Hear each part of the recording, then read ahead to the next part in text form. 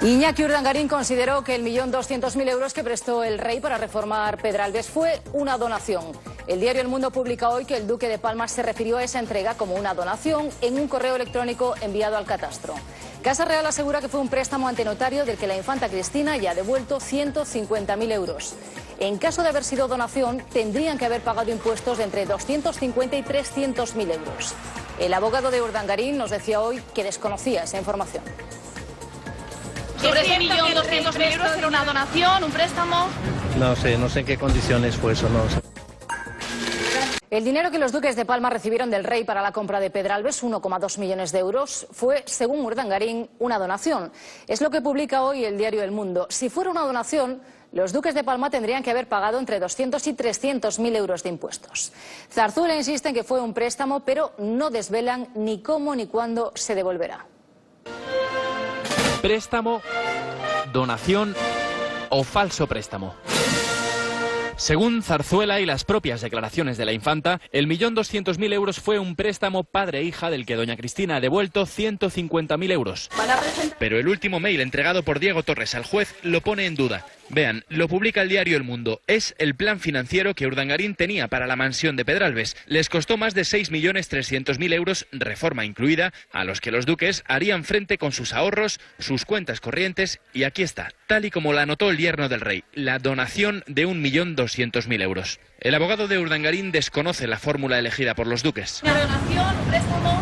No sé en qué condiciones fue eso, no sé. Pero la distancia entre una y otra es mucha. La diferencia entre pagar actos jurídicos documentados, como es el caso del préstamo, o pagar donaciones, podríamos estar hablando de una diferencia de 250.000 a 300.000 euros. Además de otra sensible distinción, la de pagar al fisco en el caso de una donación o devolverle el dinero a un padre en el caso de un préstamo.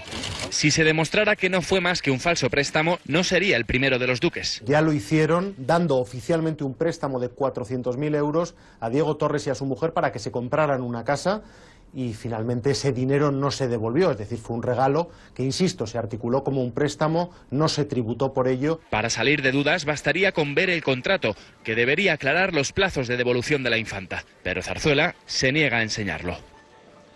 Última hora, hace solo unos minutos, Zarzuela ha decidido hacer público el documento notarial del préstamo del rey a la infanta. En ese documento se estableció la devolución del préstamo del 1.200.000 euros en 23 años sin intereses.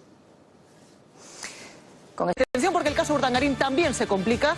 El nombre del rey se ve mezclado en el asunto y el juez Castro puede quedar fuera del caso. Y sobre todo, despierta la fiera adormecida Diego Torres, que contraataca con una nueva tanda de emails, una nueva bomba atómica contra su exsocio Urdangarín. Y por cierto, esas bombas contradicen la versión de la Casa Real sobre el préstamo que don Juan Carlos hizo a la infanta y a Urdangarín. Tras conocerse ayer la noticia, el exsocio de Urdangarín remitió al juez Castro este documento que demostraría que el duque registró ese 1.200.000 euros como una donación. Una contradicción que tendrá que resolver ahora el juez Castro si le dejan, porque esta tarde les vamos a contar por qué el magistrado puede perder el caso tras casi 3 años de instrucción. La voz de este caso, pero muy pendientes del tema del día, porque solo unos minutos después de que ayer conociéramos la noticia del préstamo del rey a su hija, la infanta Cristina, Diego Torres, el exsocio de Urdangarín, entregó nuevos emails al juez Castro. Jorge Romance, muy buenas tardes.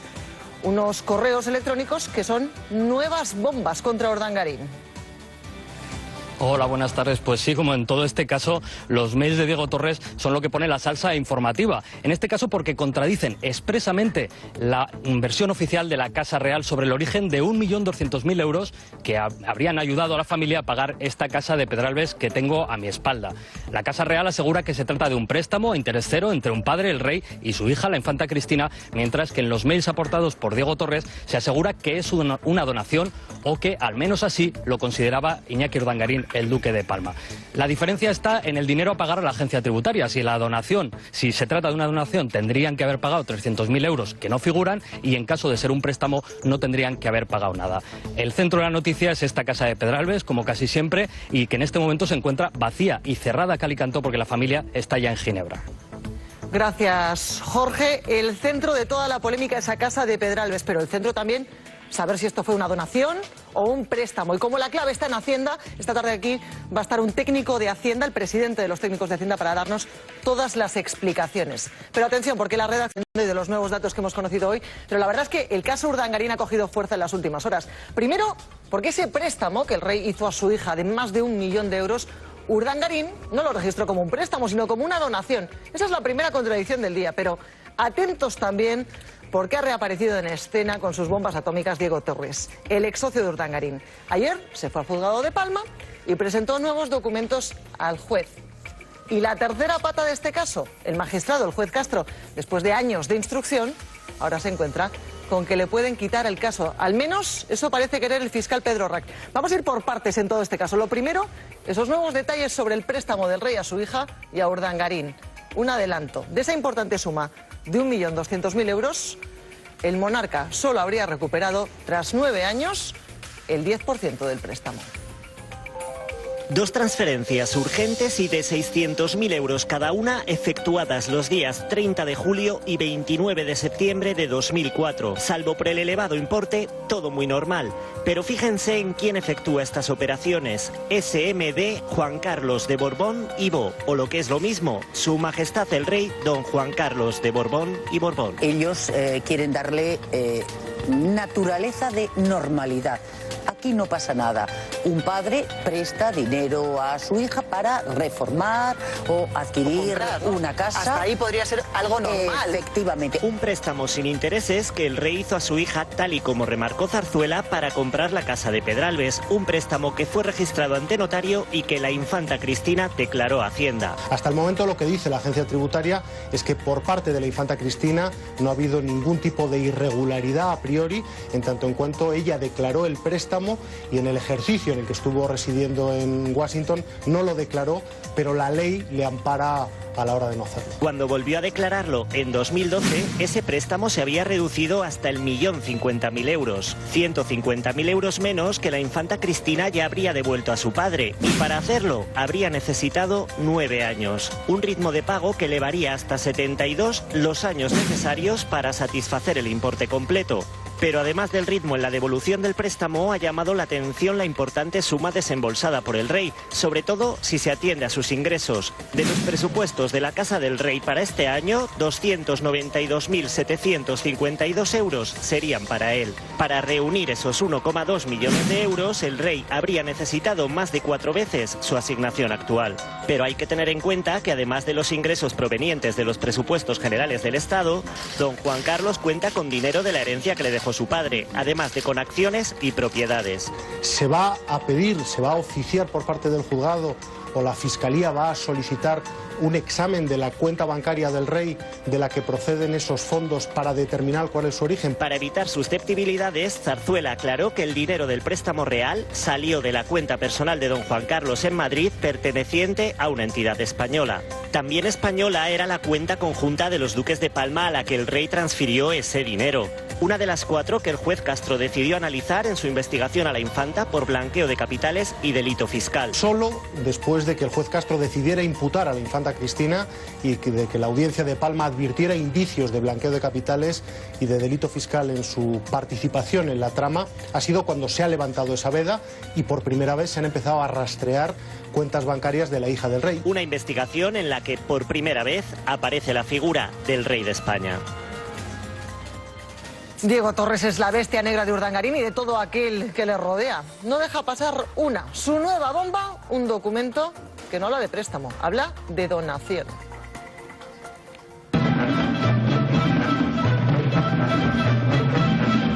Hay un tópico que dice que el capitalismo es una selva, pues si aceptamos la comparación, hay una persona que se comporta como el depredador más temido.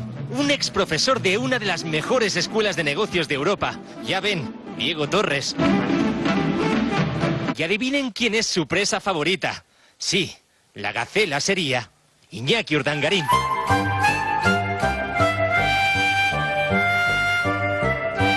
Porque así es como se comportan uno y otro. Durante los años como socios, uno fue estudiando al otro, esperando el momento, guardando todos y cada uno de sus correos. Por eso, cuando la prensa publica ayer el préstamo de 1,2 millones del rey a su hija, Torres enciende sus discos duros, porque él sí los ha conservado, y busca, y rebusca, y se traslada virtualmente hasta junio de 2004, y encuentra lo que buscaba.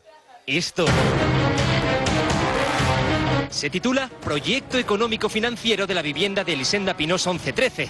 Vamos, la vivienda de Pedralbes. Se trata de un email enviado por el asesor fiscal de Urdangarín a un funcionario del Cuerpo Superior de Gestión Catastral. En él, el yerno del rey detalla el precio de la vivienda, reformas incluidas, y atención al detalle, apunta como donación una cifra que seguro que les sonará, 1,2 millones de euros. Sí, coincide con la del préstamo que les hemos explicado.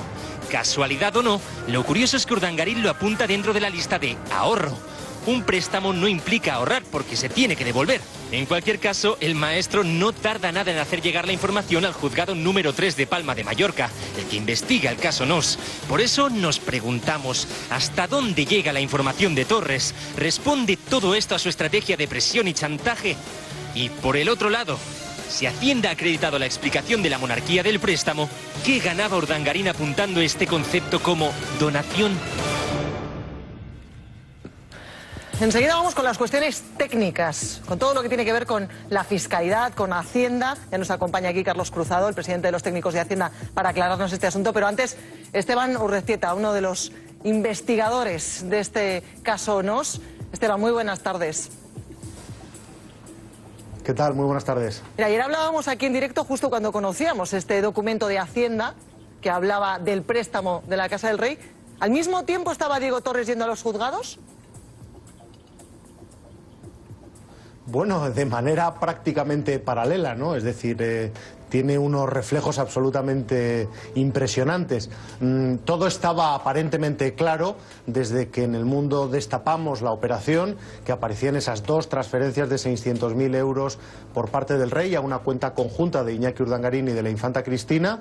La Casa Real se apresuró a asegurar que se trataba de un préstamo, que estaba todo correcto, que era un dinero que se había empleado en la casa de Pedralbes, y Diego Torres buscó inmediatamente en sus archivos y se encontró con un documento en el que Iñaki Urdangarín, sorprendentemente, a lo que la infanta Cristina denominaba préstamo en su declaración de Hacienda, a lo que también denominaba préstamo la Casa Real en su comunicado oficial, pues Urdangarín le denominaba donación. ¿Y cuál es la diferencia? Pues básicamente fiscal. Es decir, sí, podríamos encontrarnos, en el caso de que Urdangarín tuviera razón y fuera un regalo, en que se habría simulado una operación y nos encontraríamos ante un fraude fiscal, porque las donaciones tributan infinitamente más que un préstamo. Ahora entraremos en cuestiones técnicas con Hacienda, que hoy está aquí con nosotros en el programa, pero ¿qué importancia tiene este documento que presentó Diego Torres? Porque la intención de hacer daño está clarísima, no tardó ni unos minutos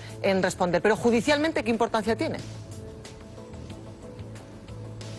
Bueno, vamos a ver, probablemente no nos encontramos ni tan siquiera, aún en el caso de que fuera una operación simulada, con un delito fiscal. Tiene una importancia pues casi más de cara a la galería, en tanto en cuanto se dirima que puede ser un fraude fiscal, y, hombre, es importante, teniendo en cuenta que de haberse incurrido en ese fraude estamos hablando de que habría participado nada más y nada menos que el rey, ¿no? No es la primera operación de crédito que el juez Castro investiga y que implica el matrimonio de Urdangarín y la infanta Cristina. Bueno, sin lugar a dudas, aunque hay que añadir un elemento, es decir, en el caso de que se demuestre que esto es una donación, que es un regalo travestido de préstamo para evadir impuestos, no sería la primera vez que Iñaki Urdangarín y que la infanta Cristina hacen este tipo de argucias financieras para ahorrarse dinero. Ya lo hicieron dando oficialmente un préstamo de 400.000 euros a Diego Torres y a su mujer para que se compraran una casa, y finalmente ese dinero no se devolvió, es decir, fue un regalo que, insisto, se articuló como un préstamo, no se tributó por ello, y eso es un elemento que ya ha quedado perfectamente acreditado en la causa, es decir, que en ese aspecto ya tienen experiencia Urdangarín y la infanta Cristina. Esteban, creíamos que con esos correos electrónicos más personales, ¿no?, que poco tenían que ver con la causa, Diego Torres había acabado con sus bombas, pero no, tiene, de cada tema que sale, tiene varias guardadas. ¿Tiene más? ¿Conoces alguna de las que pueda sacar? Bueno, tiene más. Él dice que tiene decenas de miles de correos electrónicos, es decir, él tiene el servidor completo del Instituto NOS durante los años en los que estuvo activo. Es decir, imagínense ustedes la cantidad de correos que se intercambiaron, no solo Urdangarín, sino el resto de empleados entre sí. Y bueno, cabe recordar que la Audiencia de Palma requirió al juez Castro para que obligara a Diego Torres a que entregara todo ese arsenal nuclear en el juzgado y que pusiera punto y final al goteo de correos electrónicos. Eso no se ha llevado a la práctica porque considera el magistrado, y ese criterio lo comparte la Fiscalía Anticorrupción, que exigirle a un imputado que entregue todas las pruebas que tiene en su poder podría vulnerar su derecho a la defensa. Pues Esteban, gracias por acompañarnos. Seguro que en los próximos días hay más noticias sobre este asunto. Gracias. Sin lugar a dudas, un abrazo.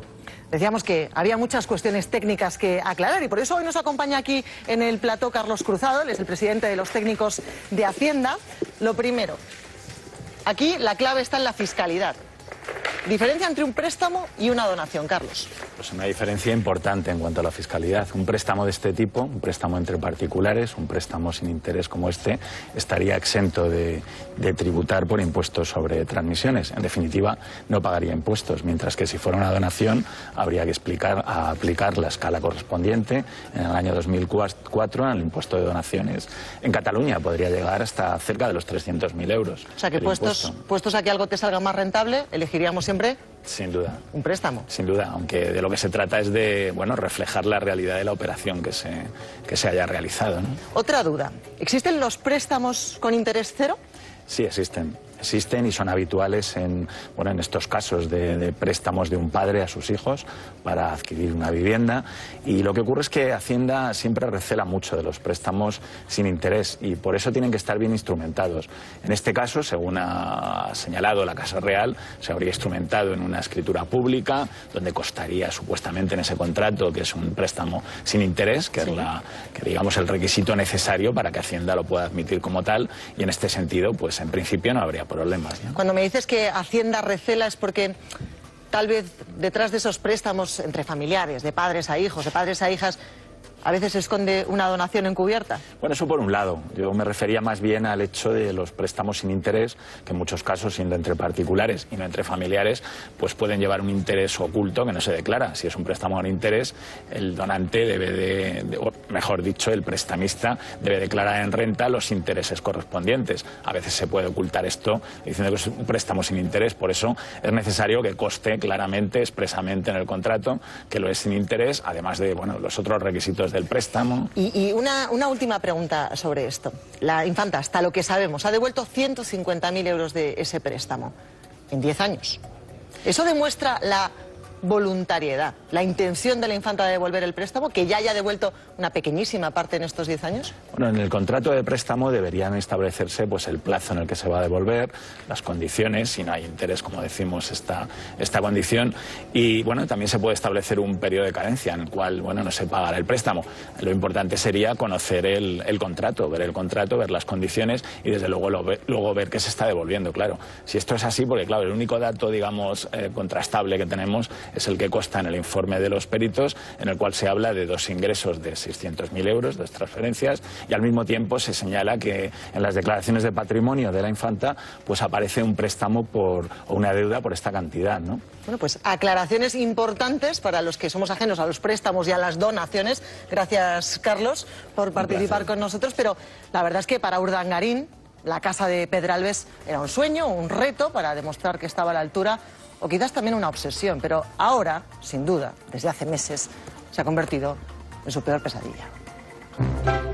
Era el sueño de Iñaki Urdangarín darle a Cristina una casa a la altura de una princesa. Fue el rey quien indujo al matrimonio a comprarse el palacete de Pedralbes. Literalmente, el rey le habría dicho: ¿pero cómo tienes a mi hija en un piso de 300 metros cuadrados cuando ha vivido toda su vida en un palacio? Hasta que Pedralbes apareció en su vida, el joven matrimonio había vivido en este piso del barrio de Sarriá de Barcelona, la que era residencia de soltero del exjugador de balonmano. Pero como yerno obediente, Urdangarín se puso a buscar casa y entonces dio con ella. Casa Torre de 1952 en la calle Elisenda de Pinós, en una de las zonas más exclusivas de Barcelona. La casa tiene más de 1000 metros útiles divididos en 2 plantas y un semisótano con 3 plazas de garaje. Además, un jardín de 1300 metros cuadrados con piscina y zona deportiva. El precio, más de 5.400.000 euros, a lo que habría que añadir el coste de la reforma. Es como decir, bueno, yo quiero un coche bueno, pero me voy a comprar un Ibiza. Bueno, cómprate un Mercedes. Los duques de Palma se habrían gastado 600.000 euros en reformas, un gasto con el que ya contaba Urdangarín cuando en 2004 le pidió un proyecto financiero a un funcionario del Cuerpo Superior de Gestión Catastral que hoy publica El Mundo.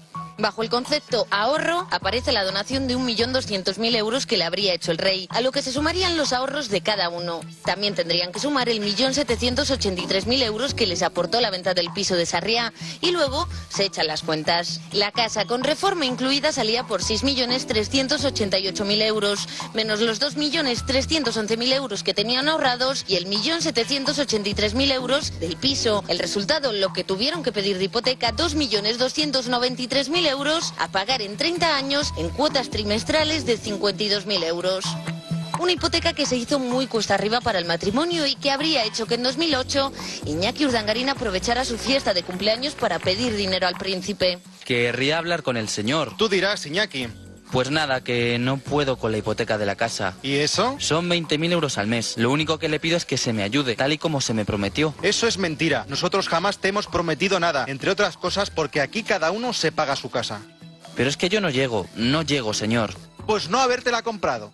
El príncipe se habría negado a ayudarle y a partir de ahí empezó la caída. Ahora la vivienda está a la venta. La casa de Pedralbes ha pasado de ser el sueño de Urdangarín a ser el origen de todos sus males. Bueno, pues esa casa de Pedralbes está ahora mismo deshabitada, esa casa que no podía pagar Urdangarín, no le llegaba, pero sobre ella la verdad es que pesan muchísimas cargas. Jorge Romance, cuéntanos. Bueno, pues sí, la casa está deshabitada, está vacía. Para los que hemos estado aquí alguna vez, sorprende un poco el no ver el habitual trasiego de los escoltas, los jardineros, los profesores particulares de los hijos de los duques de Palma. Las persianas están bajadas, las ventanas cerradas y ahora sí que hemos oído un poco el riego automático que supongo que se ha dejado pues para seguir cuidando el jardín. La casa está en venta, lleva varios meses así, pero todavía no se ha encontrado ningún comprador. Alguna vez que hemos estado aquí incluso hemos llegado a ver gente que había venido a ver la casa por ver si podían comprarla. Sobre esta vivienda de Pedralbes pesa una carga hipotecaria de más de 3,5 millones de euros sobre la hipoteca que estaría contraída con la Caixa, la entidad donde presta sus servicios la Infanta. De hecho, al parecer es la propia Caixa la que está buscando ahora un comprador para esta vivienda donde los duques de Palma han residido los últimos años. Pues gracias, Jorge. ¿Se vende o se alquila esa casa de Pedralbes en el centro de la polémica? Hay un hombre clave también en este caso, es Andreu Manresa, periodista del País, un experto en el caso NOS. Y la última hora de este caso, Andreu, muy buenas tardes. Buenas tardes, qué asusto, soy hombre clave en el caso NOS. Lo eres. Humilde, pero clave. Y hoy publicas en El País que la infanta Cristina todavía está bajo la posibilidad de ser imputada. ¿Con qué base se produciría eso, Andreu?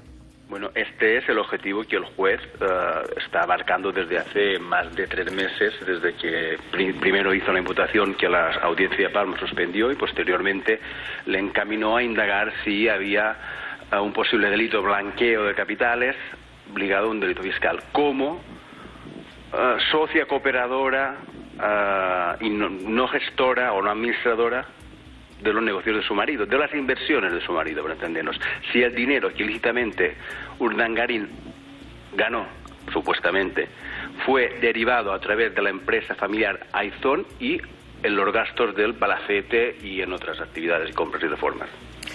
¿Tiene algo esto que ver con las presiones que también estamos conociendo para quitar al juez Castro de medio? De alguna manera, presiones de la Fiscalía que alejarían a Castro después de 3 años de instrucción. Bueno, yo desconozco que existan presiones de la Fiscalía.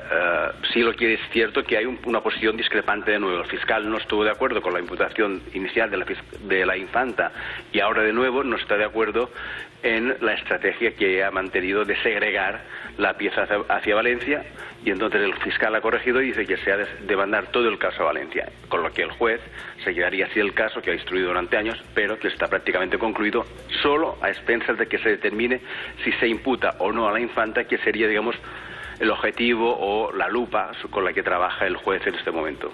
Si triunfa esa tesis del fiscal de Pedro Rac, podríamos ver, si se deriva al TSJ, podríamos ver cómo este caso poco a poco va perdiendo fuerza. Hay muchas hipótesis abiertas y yo no soy jurista, pero si va a Valencia y se imputa a Camps y a Barberà, habrá juicio posiblemente si digamos, hayan indicios concretos de delito para acusarlos. Si no, regresa a Palma, porque no hay aforados. Y en cualquier caso, lo que sí parece cierto es que Urdangarín será juzgado. Urdangarín y la colección de imputados de altos cargos y colaboradores y políticos de Baleares que están. Es decir, el caso no se pierde. Está abierto ahora en una bifurcación, en un dilema. Sí. ¿Se imputa a la infanta o no se imputa? Es complicado. Va a Valencia todo un poco, regresa a Palma. En cualquier caso, el motivo central de esta historia es la supuesta malversación de caudales públicos en Valencia y Baleares hacia el Instituto Honor de Diego Torres e Iñaki Urdangarín. O sea, son las claves y por eso estos días también son importantes. Andreu Manresa, gracias por atendernos. Y gracias por escucharme. Adiós. Hasta luego. Hay un hombre también importante en toda la investigación de este caso, ¿no? Es Daniel Montero, y con él vamos a hacer un interrogatorio. Daniel, ¿qué supone para el rey aparecer por primera vez en la investigación económica del caso Nos? Bueno, pues supone primero mala prensa y seguramente luego absolutamente nada. El rey es inimputable, o sea que podemos estar hablando de si tiene responsabilidad o no, pero jurídicamente no la va a tener nunca. Y además él es el que envía el dinero, no el que lo recibe. El delito fiscal hubiera sido de la persona que está engordando su patrimonio. Entonces, desde ese punto de vista, posiblemente nada. ¿El rey supo antes que nadie de esta investigación del caso Nos? El rey supo antes que nadie. Nosotros publicamos además en la revista Interview que tuvo una reunión con responsables de la cúpula policial que le informaron de cómo iba a suceder esto, uno de los responsables de la Casa Real, antes de que se produjera la imputación, y que él dio vía libre a esa investigación, o sea que sí. Y sabiendo todo lo que sabía sobre esta investigación, ¿no pudo adelantarse a esta información que ha salido hoy sobre el préstamo ayer? Bueno, se ha intentado adelantar en muchas ocasiones. Hemos visto muchos comunicados de la Casa Real hablando sobre, por ejemplo, sobre García Revenga o sobre otras operaciones que se han hecho en esta investigación. Pero en este caso yo creo que son sus asesores los que le ayudan a hacer el préstamo de esa forma. Tenemos que entender que si la infanta, al ritmo al que lo va devolviendo, lo devolvería con 131 años, con lo cual eso de que hay una voluntad de devolverlo yo personalmente lo dudo. Pero Hacienda siempre es una autoliquidación. Tú primero lo haces y Hacienda te dice si está bien o mal. Seguramente dudo mucho que alguien revisara la declaración del rey para ver si lo había hecho bien o mal. ¿Tienes esperanzas en que la infanta Cristina sea imputada? Esperanzas tampoco. A mí no tengo ningún interés especial. Lo que sí creo es que nuestra legislación no recoge directamente la responsabilidad que tiene. Es estúpido pensar que está pagando una casa de 6 millones de euros y no sabe cómo entrar el dinero en su casa. Yo personalmente no me lo creo. Pero como los delitos son nominales, y sobre todo los delitos de Hacienda, pues posiblemente nuestro ordenamiento jurídico no esté pensado para recoger esa responsabilidad de la persona que no firma, pero sí disfruta de esos bienes. ¿Queda algo por instruir en este caso, Urdangarín? ¿Queda algo al juez? Muy poco. El juez sabía perfectamente, además porque hay una jurisprudencia que lo dicta. Es estúpido que dos tribunales juzguen lo mismo. Imagínate que Valencia y Baleares juzgan, se separa la causa y dan veredictos distintos al mismo tema. Porque las operaciones son exactamente las mismas, con lo cual la causa tenía que ir junta. Él lo sabía perfectamente, ha esperado al último momento para pedir la imputación de Camps y Rita Barberà, porque sabía que eran diputados autonómicos y estaban aforados, y sabe perfectamente que la causa se tendrá que ir con toda probabilidad a la Comunidad Valenciana. ¿Pisará la cárcel Urdangarín? Yo creo que sí. ¿Sabemos la fecha del juicio? La fecha del juicio, imposible, porque habría que determinar cómo va a seguir la investigación en el TSJ, pero probablemente para el año que viene. ¿El cóctel de Urdangarín qué ingredientes tiene y en qué proporciones? ¿Ambición, osadía, negligencia? No, yo creo que tiene una parte importante de ambición y luego tiene una parte de impunidad brutal. Quiero decir, ellos pensaban que nadie iba a revisar nunca esas cuentas por ser quien era, porque no estamos hablando de una ingeniería financiera complicadísima, sino simplemente de oye, aquí un interés, aquí un señor, vamos a tomar una Coca-Cola, unas cañas, una comida y cerramos esta operación. No, todo lo demás, recordemos que responde a la salida de capitales, pero que en esa trama de salida de capitales quien está directamente vinculado es Diego Torres. Diego Torres es una figura clave, precisamente por el daño que hace. ¿Es un daño más personal que jurídico? No, yo creo que hay un componente personal cuando se enfrentan, que es porque la defensa de Iñaki Urdangarín es partidario de la imputación de la mujer de Diego Torres, pero a partir de ahí Diego Torres ha hablado mucho de las bombas atómicas. Para mí personalmente creo que es un término periodístico, pero su concepto de bomba atómica no es el mismo que el mío, porque él sigue imputado, y las informaciones que han llevado, aunque han mediatizado periodísticamente el caso NOS, en realidad en el juzgado tampoco han sido tan determinantes, los informes policiales lo han sido muchísimo más. Con lo cual, pues bueno, él puede seguir teniendo un interés personal, que su interés personal no es tanto dinamitar a Iñaki Urdangarín, sino hacer ver que la Casa Real era conocedor de todo lo que estaban haciendo y decir, bueno, si tengo el aval de la Casa Real y de sus asesores, lo que estoy haciendo no estará tan mal. Bueno, interrogatorio terminado. Importantísimo también lo que tenemos hoy en nuestro poder. Las transcripciones de Páez, el sucesor de Bárcenas al frente del Partido Popular. Se las vamos a ofrecer en exclusiva. Atentos.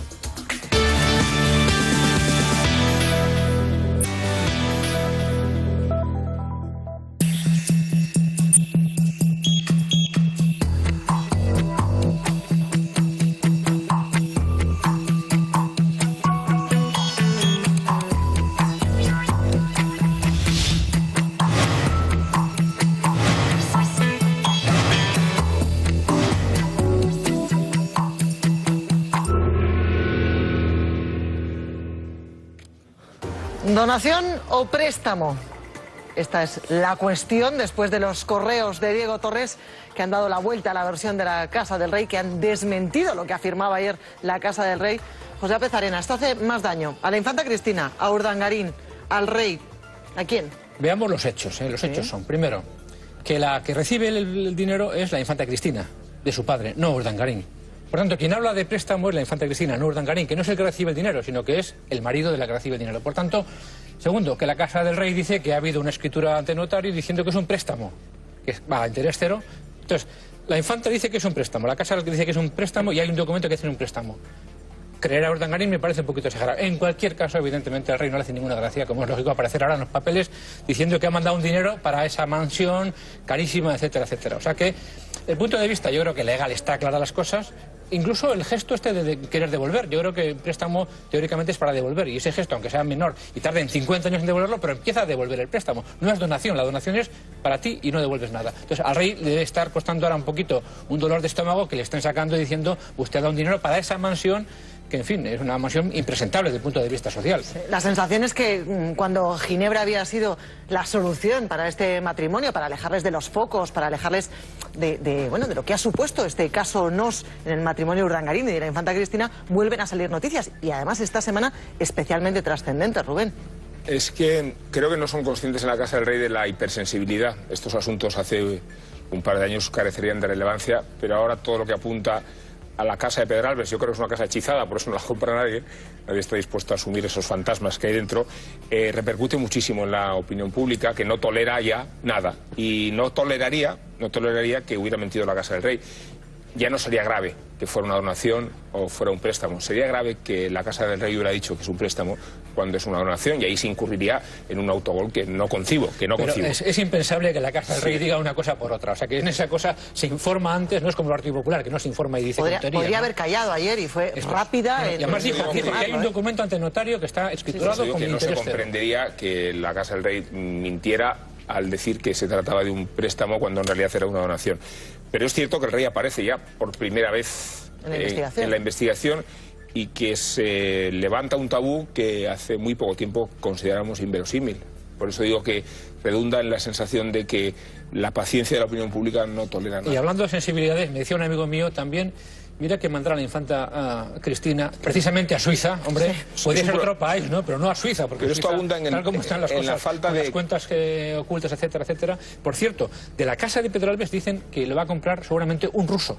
De estos que tienen tanto dinero y que les da igual lo que opinen los demás. Alguien que no tenga vinculación con el país y que no tenga miedo a esos fantasmas que decía Rubén Amón hace un momento. Que tenga mucho dinero. Hombre, eso desde luego, los millones por delante. Bueno, estas son las novedades de todo lo que ha ocurrido hoy, además de las del fiscal Pedro Orrach, que las hemos contado antes. Pero estamos trabajando para ofrecerles todas esas transcripciones de las declaraciones de los últimos testigos del caso Bárcenas. Arena.